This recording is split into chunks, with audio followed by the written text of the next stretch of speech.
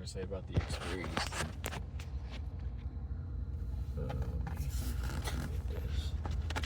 It's recording now.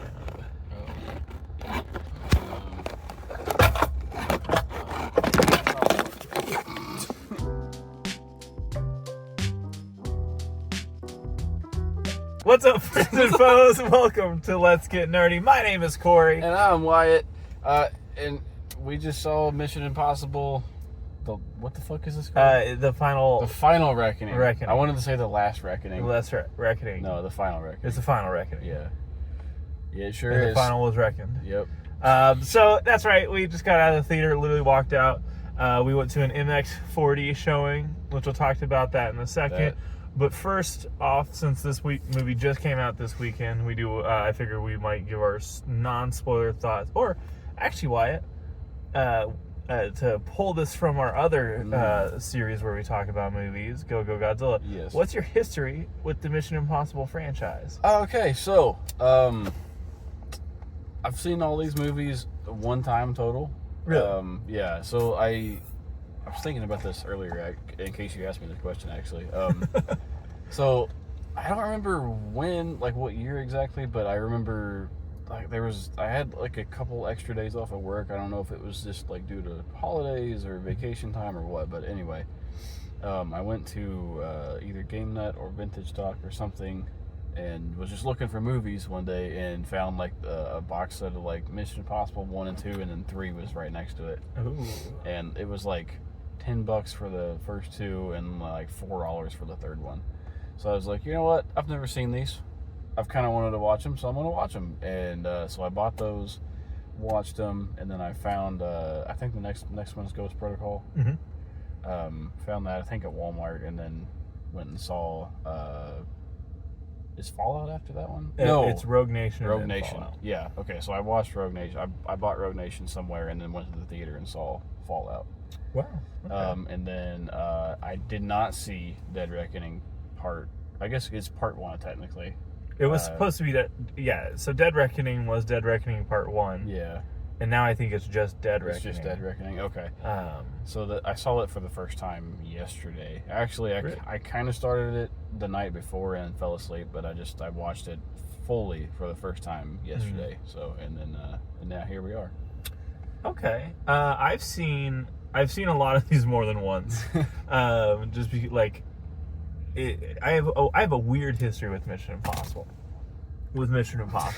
Because I was telling you a little bit before we went in, like, I had actually seen 2 was the first one I ever watched, like, as a kid, and I thought it was fucking awesome. I loved it, which is funny because it's probably the worst one. It's fucking terrible. And I watched it as an adult, and it's the worst one. Yeah. But I loved it, and I loved 3, and I loved 4, Ghost Protocol. Yeah. I never saw any of them in the theaters, but like because that was like very much the era of the Blockbuster or the public library for your DVDs. Like, yeah.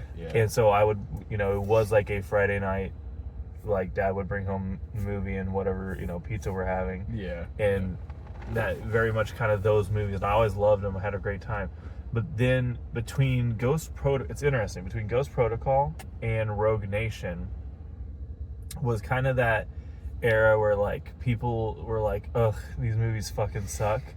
And the same thing happened with like the Fast and Furious movies. People were like, oh, this is just all bullshit. Yeah. And like I kind of gave into that a little bit.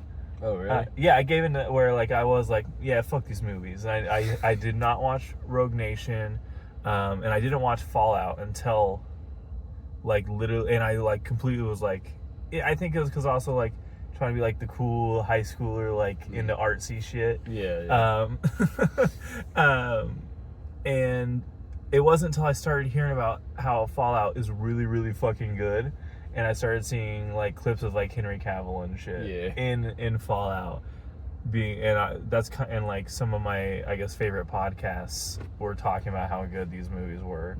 Kind of Funny podcast, the Funhouse podcast. Like, I think James Williams was a big fan. Yeah. And I was like, oh, okay, I think I'll give these movies a try. And fell back in love with these again. Like, I think literally 3, Mission Impossible 3, 4, which is Ghost Protocol, Rogue Nation, and Fallout. I think those 4 is like a perfect set of action movies. Fallout's my favorite. Fallout is actually a movie like once a year I'll just throw it on. Yeah. It's like Fallout's not only my favorite of the movies, it's one of my favorite movies, period. Oh, okay. Like Okay. it's reached like Ford versus Ferrari level, where if I have an afternoon where I'm doing nothing, I'll just throw that on and have a fucking great time. Yeah. I love these movies. I liked Dead Reckoning. Dead Reckoning was we agreed beforehand it was aggressively okay. Yeah. It was. But I was just very hyped for this one since it was supposed to be the last one. And yeah, I guess that leads into our spoiler thoughts. No, non-spoiler thoughts. Non-spoiler. Since Wait. it just came out and it's still in the theaters, it's still opening weekend. It is. Yeah. Wyatt, what are your non-spoilery thoughts for Mission Impossible: The Final Reckoning? So, should we talk about the experience of the 40X thing too? We'll talk about the 40X save that? experience as a buffer between Okay. this and the Okay. spoilers. Yeah. Just the quick in and out if you're trying to just see if you Yeah. want to watch this movie. Okay, so, I guess like I said, I had just watched Dead Reckoning yesterday, and it honestly kind of, and I mentioned this to you, it kind of killed a little bit of the excitement for me. Mm-hmm. And admittedly, like, all day, like, I've been kind of like excited, but also kind of like, eh. But I have been all day at work doing the Mission Impossible theme all fucking day, to the point where I annoyed myself with it, and so I was clearly still excited to see this movie, but when it started, I wasn't really feeling it, and that could be part of the experience. Could just be a little bit not so into it. I think I think it's a little, to me it was a little slow to start, but it really paid off in the end, and I was really into it by the end of the movie, and I think it made Dead Reckoning better for me. It really feels like it's a full thing now.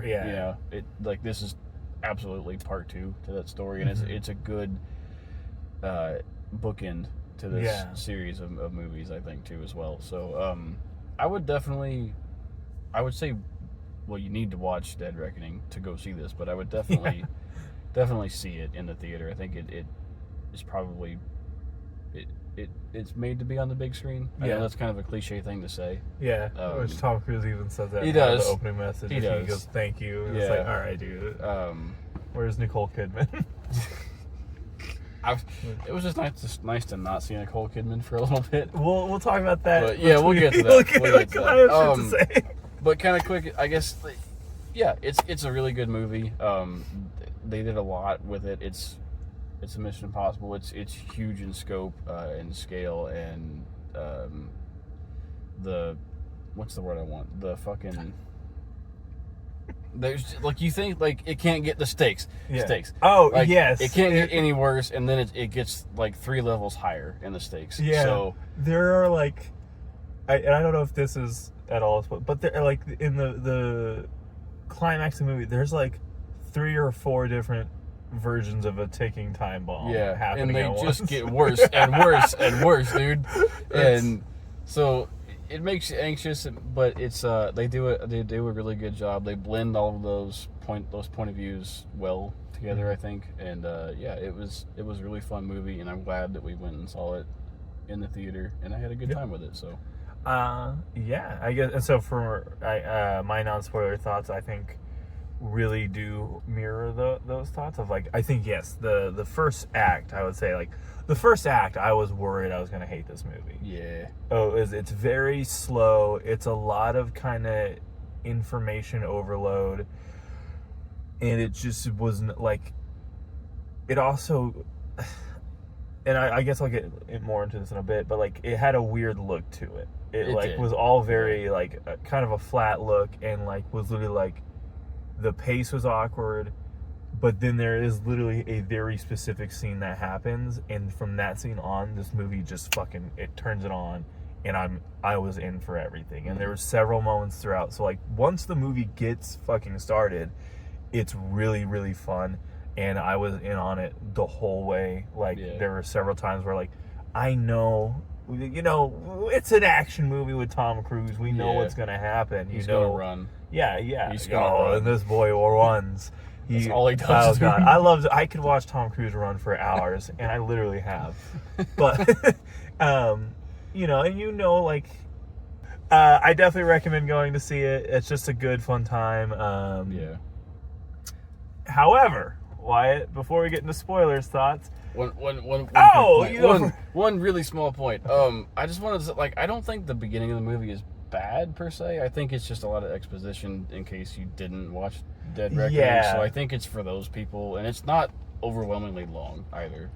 But for those that have seen it and know what's going on, it is a lot of exposition and it is flat, like you said. So yeah. But I don't think it wasn't bad. It was a little awkward. The timing and the pacing of everything was a little awkward, but it didn't. I don't think it was bad writing, I guess is what I'm trying to say. So. That's and I guess not bad writing or anything like that. It just was awkward is the word. I'll use. Yeah.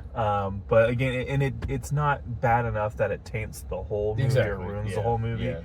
Yeah. It just was like it was significant enough that like I had to say. I don't know. I feel like I needed to mention it. Yeah. But overall, very pleased with this.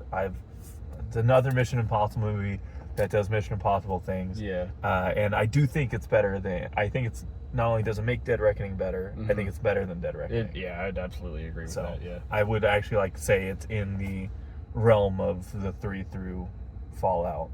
Of like. Yeah. I'll probably throw this on a good afternoon. Yeah, I would watch this one again. So. With that, Wyatt, before we get into the actual spoiler thoughts on the movie, we had to kind of get into our experience a little bit. So we saw it on MX 4D, which is different from 4DX. I googled, and you'll notice we had talked glasses. We had talked about wearing these glasses for the review. Yeah. But for the review, much like the screening, we won't fucking need them because it's shit. Listen.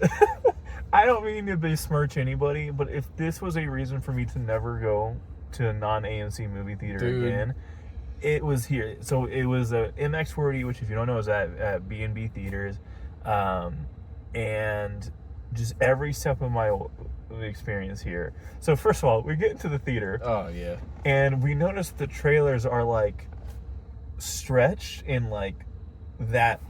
I feel like we should back up to like getting to the theater. Actually, this whole thing it was an interesting yes. experience. So we pull up to the theater, and the B&B theater that we went to is like it's a pretty big theater. It's kind of like it feels like an old school theater where like literally the lights. Hallways. Yeah, it's hallways, and then you can see the building from like a mile away. Yeah, dude.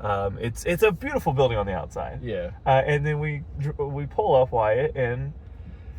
So, I was driving and pulled down the parking lot and just kind of glanced over, and I noticed there was a vehicle up by the front, and it looked like, at a glance, like because graduation is happening, high school graduations, it looked like there was a gathering of people taking photos or something, or some kind of a party going on, and we parked and we walk up, and as we're approaching the building, it's clearly not a high school graduation. No.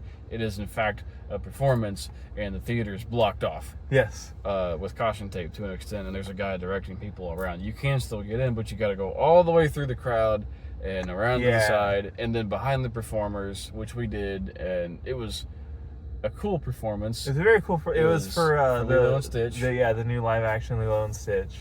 But it was so goddamn awkward to walk behind the performers who are trying to get like they're dancing, they're getting in position, there's singing going on, there's music, and they're having a good time, and everyone's watching, and you gotta awkwardly walk behind them and open the door.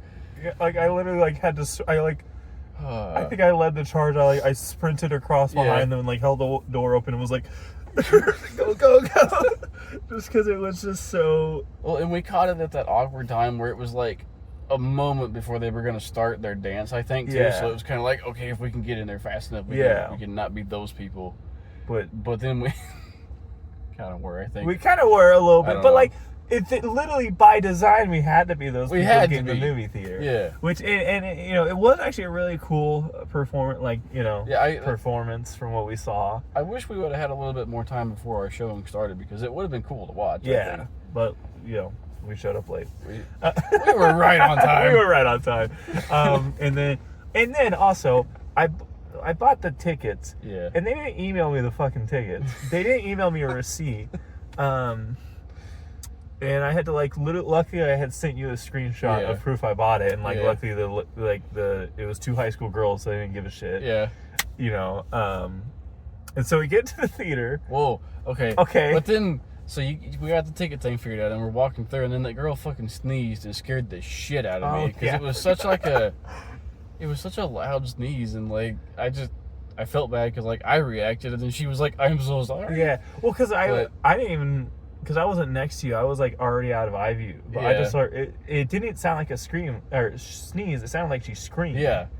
It was a whole noise, and then she Yeah. laughed, and then I laughed, and then the girl like at the you gotta show your ticket and pass Yeah. through. Then she laughed, and that was a funny interaction, but Yeah. that scared the shit out of me for a second Yeah. because I just wasn't expecting that. Yeah. But yeah, to the theater. To the theater. Not to mention the popcorn portions here. Yeah. Very small. I'll move. That's a me thing. You know. That's true though. It's true. It was like, so this is a small cup, which granted, most anywhere this is a small cup. Yeah. AMC doesn't get out of bed for a soda this small. No, dude. Not to mention the popcorn literally was the size of like a microwave popcorn bag. And it was $16 altogether, which $16, I think, I'm probably wrong, but I think is the large combo at AMC. Probably with the Stubbs member. That's why I think it's Oh yeah, that cheaper could for be, me, because yeah. I'm better than everybody. This guy. But then we get into the theater and we notice like the trailer, and like the trailers are like, Yeah. they're literally like this, the scope of them are like this, and they're like stretched out. Stretched out, And yeah. I was like, oh, that's probably just something they have to do to get the screen ready for the 4D part of it. Yeah.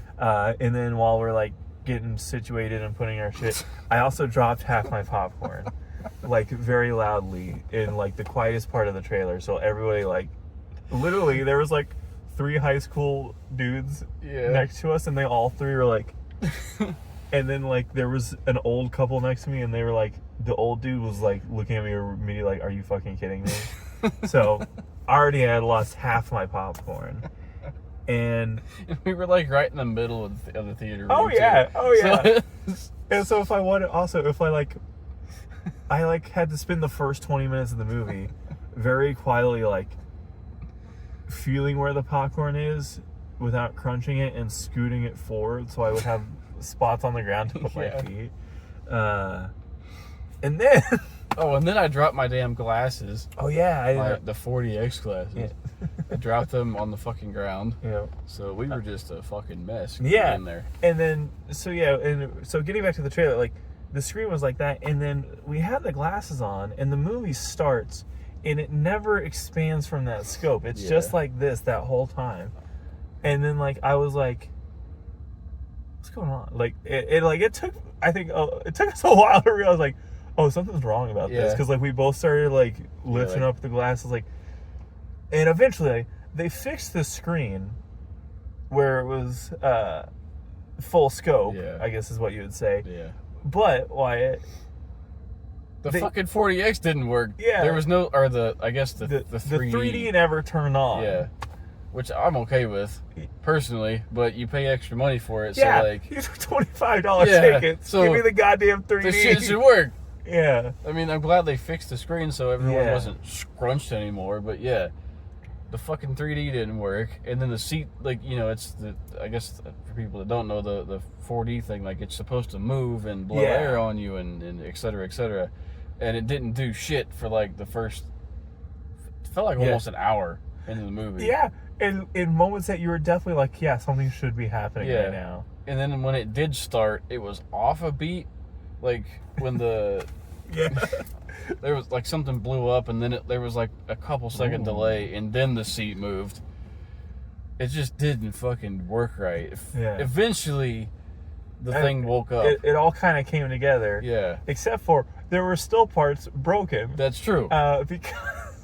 Because if you don't know, part of the thing with the 40X, which I went to a 40X viewing at the same theater last year for Godzilla X Kong, Yeah. and it was great. It was fantastic. Everything was working perfectly. Like, the effects were amazing, and I was really like, oh, I gotta see a movie. I gotta see more movies like this. Yeah. This has changed my mind on that. But there's also these little things that will like poke you in the back, Yeah. like a massage chair. Yours didn't work at all, Mine right? didn't. I had no idea this was supposed to happen because mine didn't do shit. I had one that worked. I had one that worked, and the only one that worked was directly under. How do I put this in a Your ass. Yeah. Yeah. But a little bit more even the bullseye is what we'll say. The chocolate starfish. Yeah. Yeah. Oh God, I hate that I said that. Little Limp Biscuit. Yeah, the whole time, the seat was trying to buy me dinner. Really, It was.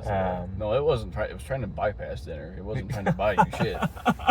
Yeah, but so that's the 40X experience. Yeah.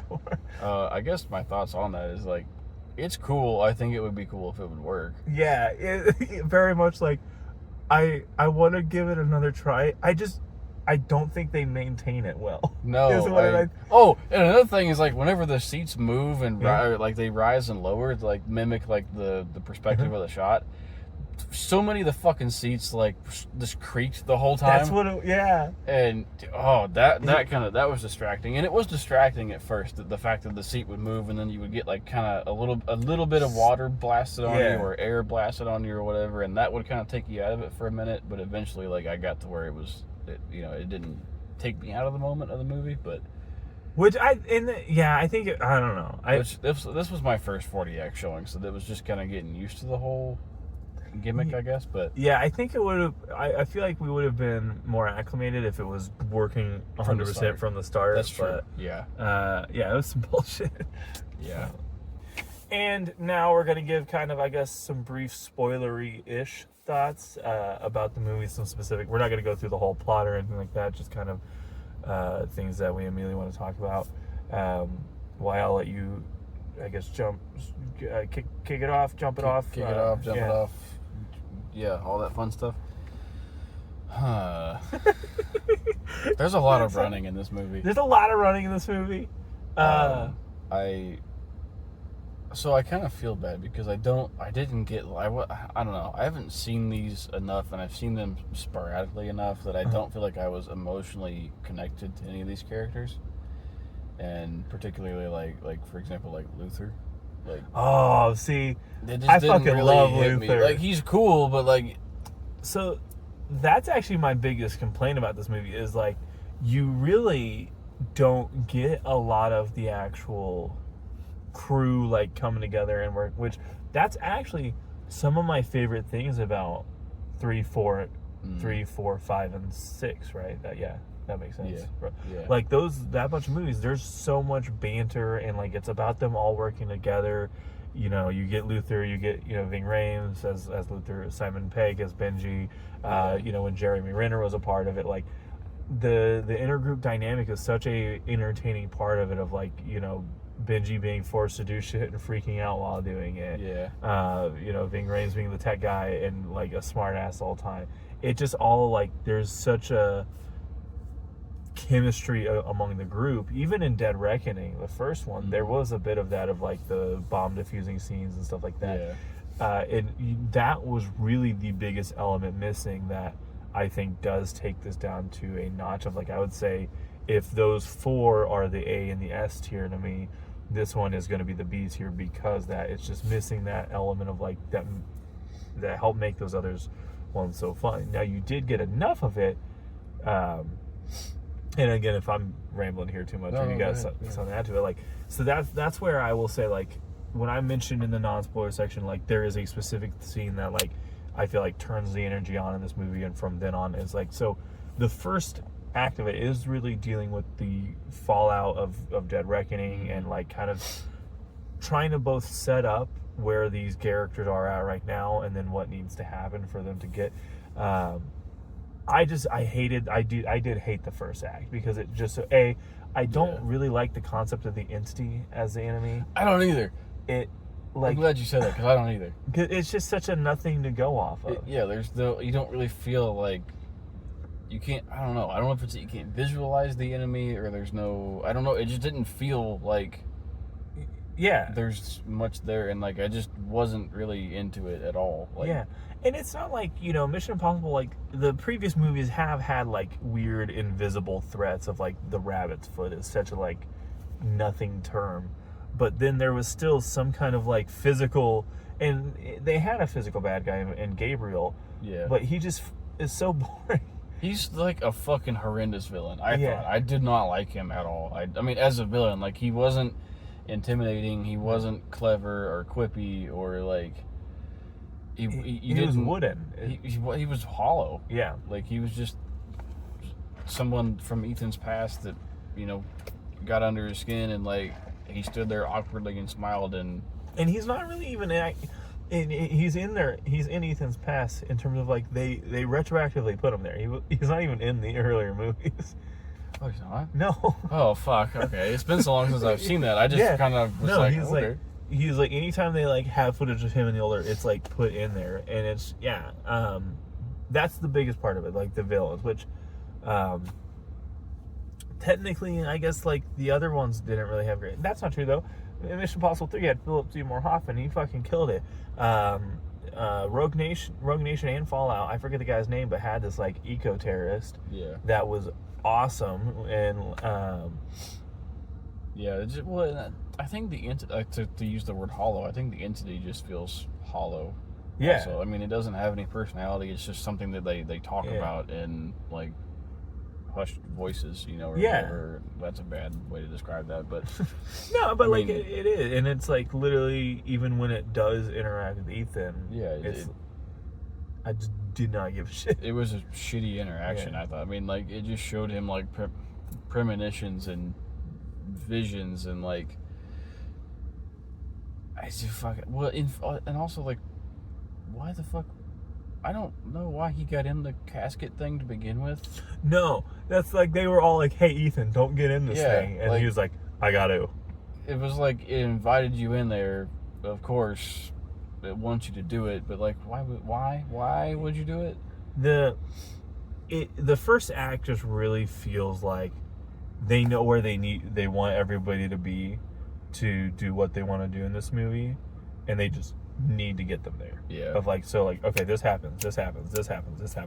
Luther dies, who I forget how long. I think Luther has been in it since like the first or second movie. I think the second movie. Yeah. I think. And he's, and he just kind of just dies, like, which in a fairly poignant scene, but it also is literally just like, boom, boom, boom, Luther scene, boom, boom, boom. Yeah. Until literally the moment that it all turns around. Do you what scene do you think I'm talking about? I really don't know. Okay. I'm not sure where you were going. So, motherfucking, when Angela Bassett as the president shows up, and Ethan Hunt is being like, "This is what I need to fucking do. You guys just need to let me go here." And you had Nick Offerman, you had the dad from the Iron Claw. You had dude from Top Gun Maverick, and then you had a bunch of different government officials being like, no. And you had Kittredge, and she like hands him an envelope and puts him in the cuffs, and when they get out to that helicopter, and they like took the handcuffs off, and they hand him the envelope, and they go, and they like, you gotta go. Yeah. I was like, fuck yes. That's what I was talking about. That's what I want. I was like, I immediately was like, this is what I want from these movies. Yeah. Of like just feeling like oh shit, so that's how they're doing it. Yeah. And from then on, the movie had me. And I loved everything else about it. Like literally from that moment on, I pretty much loved everything. I have one more glaring like I didn't like this. But it didn't ruin the movie. I think you're right. I think that was a good jumping off point for the movie. Like, okay, here we go. We're going now, because then you get the plan coming together of you get Benji and the rest of them. I don't know her name. I just call her Grace. You get them going out to like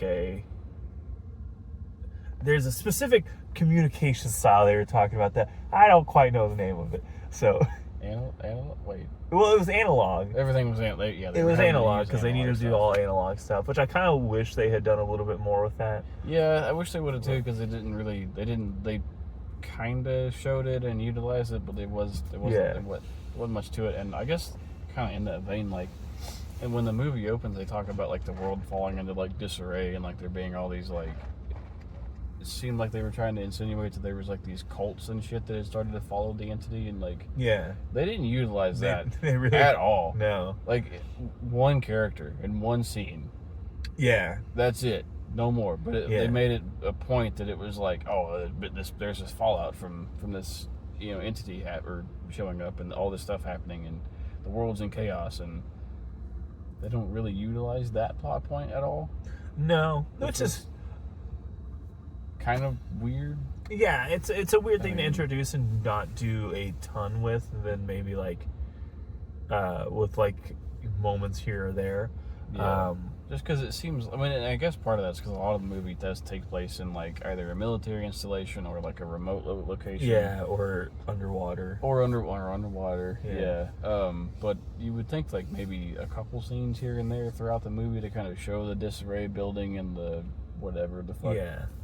But which I think that's part of, so, and I think that's actually speaking to like maybe why I don't like the first is like I think that's another element they had to introduce to be like, okay, well, we need moments where people are attacking them for this need, people are attacking, why are they attacking, and I think that, so which I guess to cover just the one last thing that I didn't like in this movie, before we can start talking about the things we do like, because there's a lot I like in this movie. I think it sounds like I don't, but there's a lot I like. Is the relationship between Ethan Hunt and Grace Haley Atwell. I just every time that like they like, because they never fully commit to it. Yeah. But they keep implying it, and then like I never buy it. No, I don't either. I don't know why. The whole time I'm like, I just don't. I mean, you kept thinking like the only moment I kind of almost bought it was when she pulls him out of the ice and he's in the decompression chamber thingy. That's the only time I almost kind of bought it. That's what, because that was the time I was like, what the fuck are we doing here? That's like, but at the same time I was kind of like, why? Like, well, you barely know each other for one. Right, and like he's had other, I guess, like counterparts to play off of, like Rebecca Ferguson in the last few. Yeah. I forget who plays his wife, but his wife in the before that, like. Those were very tons of chemistry, like totally believed it, and was like, but for some reason this one I just was like, and I like Haley Atwell and everything else she does in this movie, I think she does great. It's just literally that, like, them as a thing, I never was. It felt kind of like a forced plot point, because I mean I think you're right. I think everything else that she does in the movie is great. Her character's fun, like the pickpocket, I guess, if you will, and like she adds a lot to the group. Yeah. But the almost relationship with Ethan just doesn't really feel necessary or natural or anything like that. I don't know. It just feels kind of weird, and I agree with you on that. I think so. One thing that I don't really love that they do a lot with these movies that I've noticed is like when the crew is like figuring out what they need to do or what's happening or how they've been, I don't know, misled or whatever. It's, I don't know how to describe this. Like, not one person will just explain what they're needing to explain. It's like, Ethan will say like 2 lines, and then somebody will say another 2 lines, and then somebody else will say another 2 lines, and it's like it'll circle back to Ethan, and there's like 6 people to explain one thing. And a couple times it would be kind of like cool to see, okay, they're all on the same page, they're clicking or whatever, but it feels like with different groups they do it, and they do it so much that it kind of got annoying to me, and I don't know if I just kind of hyper fixated on it. That's so funny. Do you know why I think that's funny? Because you like it? That's one of my favorite things about this franchise, is because I think this franchise does it better than any other one. Oh, really? I really do. It's just because to me it's so part of like the language of these movies, like I always love it because like to me that's when like it starts turning on. I'm like, Yeah. all right, we're here. Well, the fucking gang is cooking, you know. So I always like it when that happens. Especially like, okay, so let's talk about like one of my favorite things in the movie is so I guess one of the plans, if we can explain it at all, Yeah. is Ethan is supposed to dive to the submarine to get the MacGuffin, Yeah. and the other group, Haley Atwell and them, is supposed to get him out of the ice in time to decompress him and all that, and he ends up getting into this submarine, the only like I guess analog submarine is the best way to describe it, right? Yeah. Or like the submarine has been submerged along it. It's not connected to the Yeah, internet. Yeah. I love that crew. The crew The on submarine crew. Oh yeah. Oh yeah. yeah. The submarine crew, like the you know, because like this whole movie, every time Ethan, you know, in the whole franchise, really, every time Ethan runs into like a new group of people, he's like, there's like the okay, we have to explain everything, and they were good, like, okay, you know, be pretty much.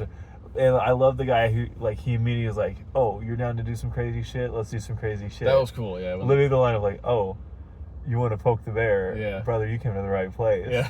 That What was a cool. fucking line. Yeah.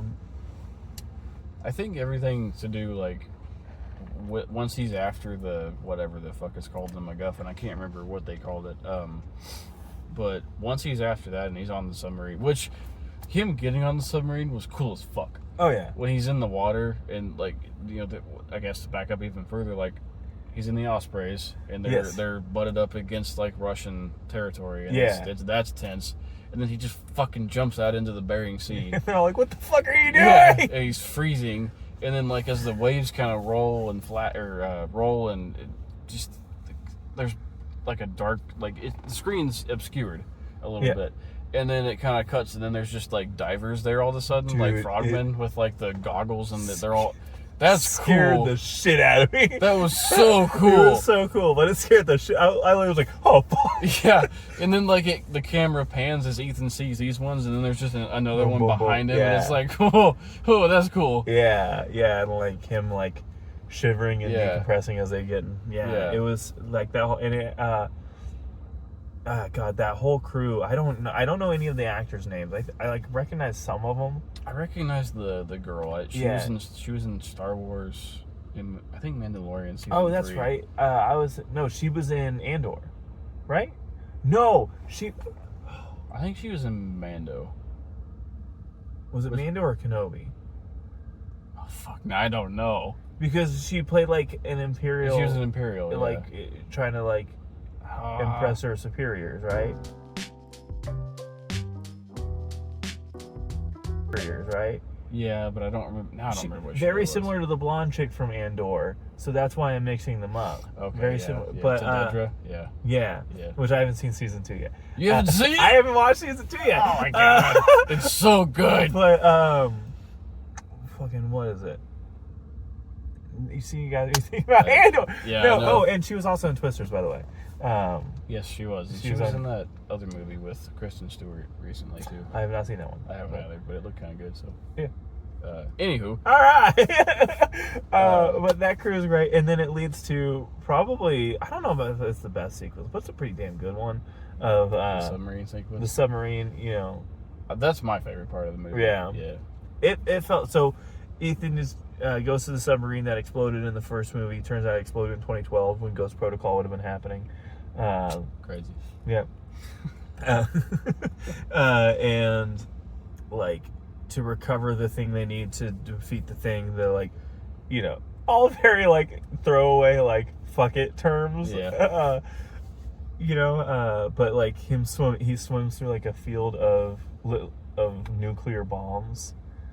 Was it? I thought it was just torpedoes. Was it just torpedoes? I think it was just torpedoes. Oh, I thought those were nuclear bombs. Oh, I mean, they could have. I don't know. They could have been. But it was very tense as he was like Yeah. bumping up against him and like The whole setting of the submarine, the underwater submarine, was really cool. It was very dark and very mysterious and very spooky, I guess, because there was corpses that he had seen, and then just the set design was cool anyway too. But yeah, that particular portion of the scene was very tense, and just how they shot that was awesome Oh yeah. because it was underwater, above water, like as the submarine's rolling, so Ethan's continually like he's just upside down or hanging off of this or rolling into that or being squished by a torpedo and then there's just shit rolling around everywhere with them or what with him while this is all happening, and it's I don't know, it was so cool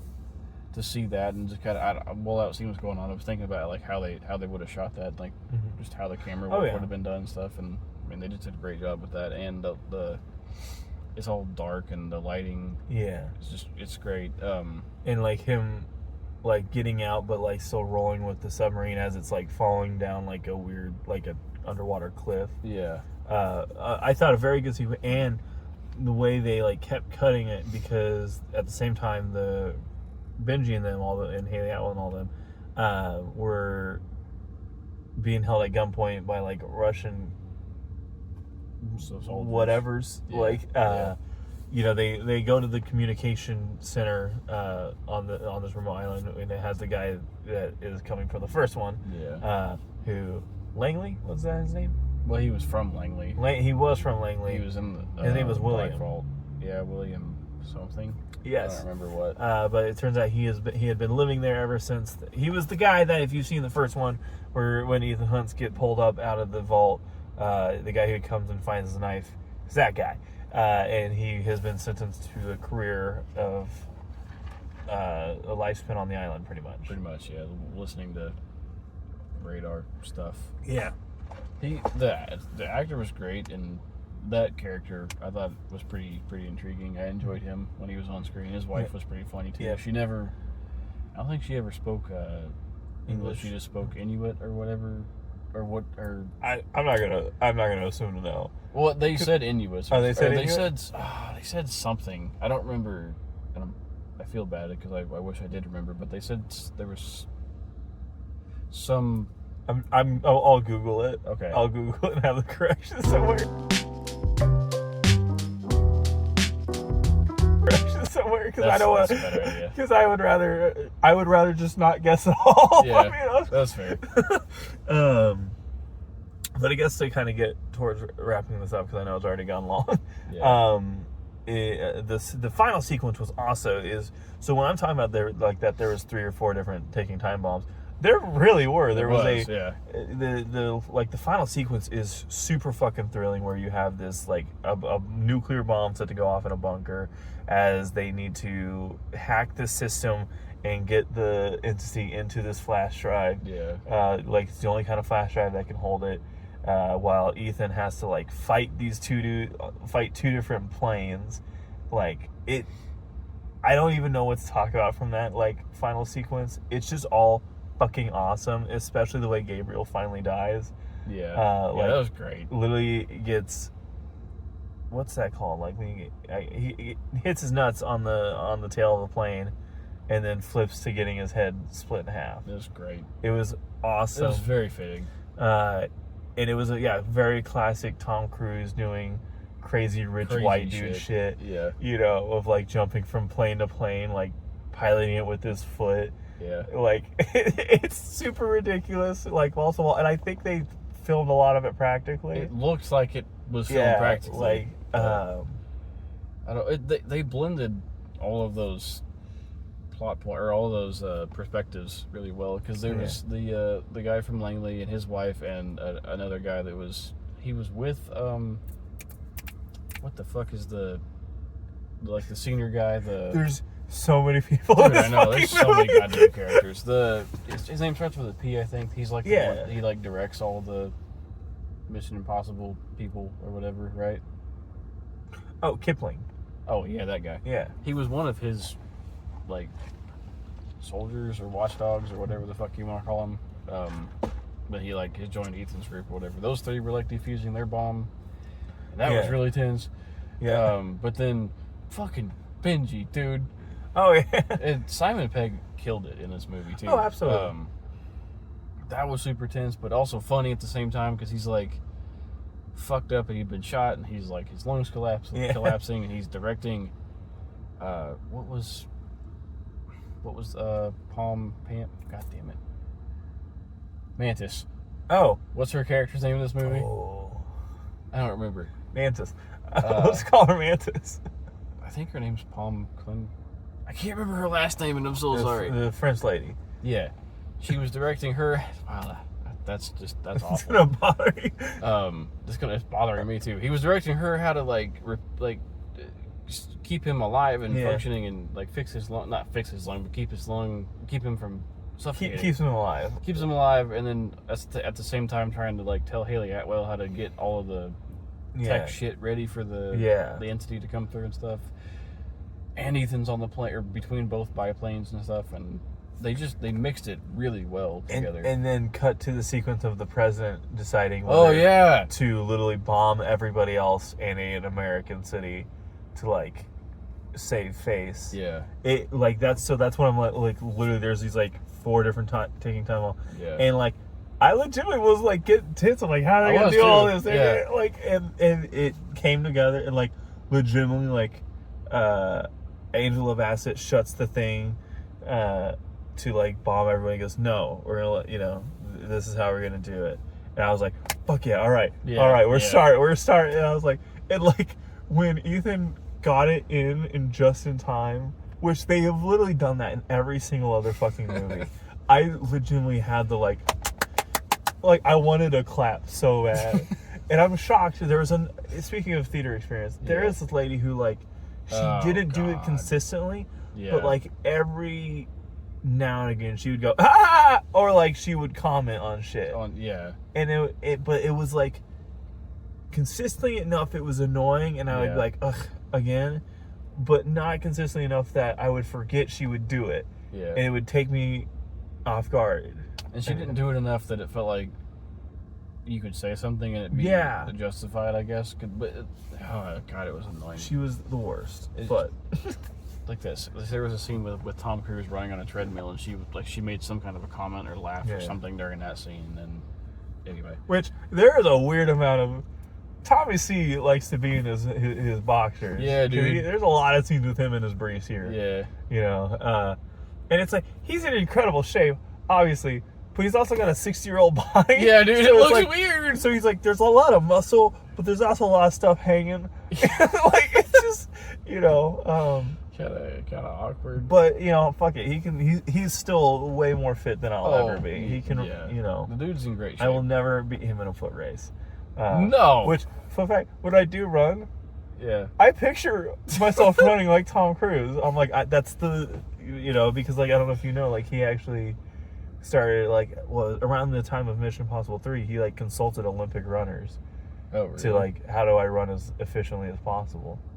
It's an insane thing to do, but like I was like, okay, so then I'll just copy Tom Cruise because he's an Olympic runner pretty much. There you go, basically. But he is kind of insane. He's fucking absolutely. With that, I don't really know what else to say about this movie. I know we kind of rambled. I mean, I think I don't really have much more to say. I think maybe I need to let it digest a little bit more to have more of an in-depth review of it. Maybe. But I don't know. I had a good fucking time. It's fun. It's a lot of fun, especially once, we get past the beginning of the movie. Yeah. Genuinely, the biggest hurdle in this movie is but like everything past that is just such a good fucking time. It's a good time. It is everything you want from a Mission Impossible movie. It's tense. There's a little bit of comedy, but not too much comedy. There's good action, great action. The fights were all fun. I wish there was more like fist fighting though, honestly. Yeah, there's no like, bathroom scene. Yeah, there's no bathroom scene, and also where the fuck is Henry Cavill? Did he died? He died in Fallout. Yeah, they got dropped off a cliff. I remember that. I would have gladly seen him come back. That sucks. Yeah. Like I said, I've only seen it once, and that was when it first came out, so I don't really remember. Well, you should watch it. The whole time I was like, the whole time during the movie, I was like, did he die? He died. And I kept waiting for him to come back. Yeah, but like I think that it sucks. So overall, this movie on its own, I think it's great. I would definitely highly recommend it. I would say this: I highly recommend it if you like the other Mission Impossible movies. If you don't care for the other Mission Impossible movies, you won't really care. You're not going to care for this one. Yeah. So do with that what you will. There you go. with that, I've been Corey. I've been Wyatt. And please like and subscribe. We got to get back to nerding out about Tom Cruise running. Yes. Yeah, absolutely. Thank you.